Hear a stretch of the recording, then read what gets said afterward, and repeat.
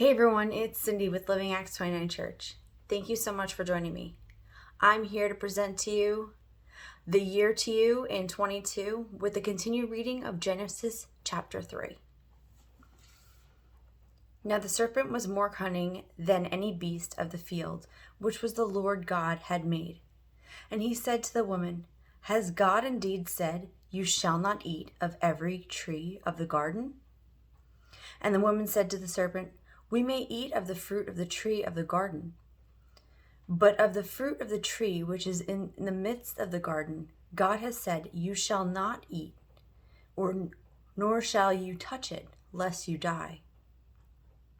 Then the serpent said to the woman, You will not surely die, for God knows that in the day that you eat of it, your eyes will be opened, and you will be like God, knowing good and evil. So when the woman saw that the tree was good for food, that it was pleasant for the eye, and a tree desirable to make one wise, she took of its fruit and ate.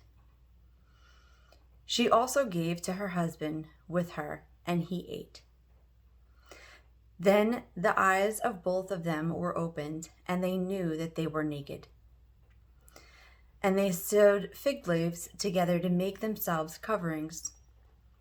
And they heard the sound of the Lord God walking in the garden in the cool of the day.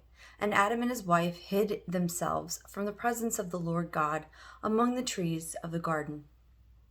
Then the Lord God called to Adam and said to him, Where are you?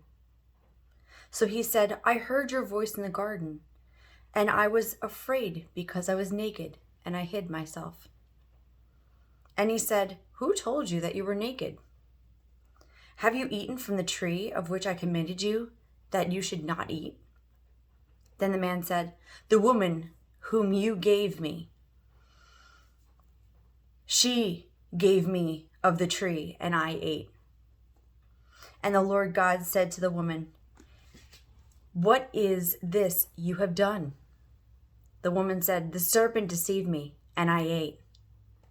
So the Lord God said to the serpent, Because you have done this, you are cursed more than all cattle, and more than every beast of the field.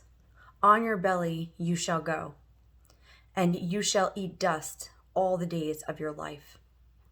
And you will put enmity between you and the woman, and between your seed and her seed. He shall bruise your head, and you shall bruise his heel. To the woman he said, I will greatly multiply your sorrow and your conception. The pain you shall bring forth children. Your desire shall be for your husband, and he shall rule over you. Then to Adam he said, Because you have heeded the voice of your wife, and have eaten from the tree of which I commanded you, saying, You shall not eat of it. Cursed is the ground for your sake. In toil you shall eat of it, and all the days of your life, both thorns and thistles, it shall bring forth for you. And you shall eat the herb of the field in the sweat of your face, and shall eat bread till you return to the ground. For out of it you were taken, from dust you are, and to dust you shall return. And Adam called his wife's name Eve, because she was the mother of all living. Also for Adam and his wife the Lord God made tunics of skin and clothed them. Then the Lord God said, Behold, the man has become like one of us, to know good and evil. And now let's put him out his hand and take also of the tree of life, and eat and live forever. Therefore the Lord God sent him out of the Garden of Eden to till the ground from which he was taken. So he drove out the man, and he placed cherubs at the east of the Garden of Eden, and the flaming sword which turned every way to guard the way of the tree of life.